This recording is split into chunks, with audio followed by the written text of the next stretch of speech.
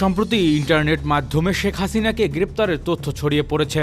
সেখানে ভারতীয় একটি গণমাধ্যমে বরাতে দাবি করা হয়েছে ইন্টারপোল শেখ হাসিনাকে গ্রেপ্তার করেছে। সামাজিক যোগাযোগ মাধ্যম ফেসবুকে বিভিন্ন গ্রুপ ও অ্যাকাউন্ট থেকে এমন দাবি পোস্ট করা হয়েছে।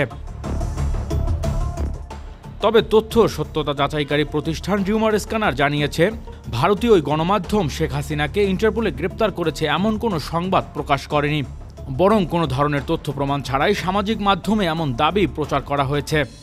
এছাড়া ইন্টারপোল কর্তৃক কাউকে গ্রেপ্তারের এখতিয়ার নেই। বিষয়টি নিয়ে অনুসন্ধানে জানা যায়, ইন্টারনেটে ভারতীয় গণমাধ্যম হিন্দুস্তান টাইমসের বরাতে শেখ হাসিনাকে গ্রেপ্তারের তথ্যটি প্রচার করা হয়েছে।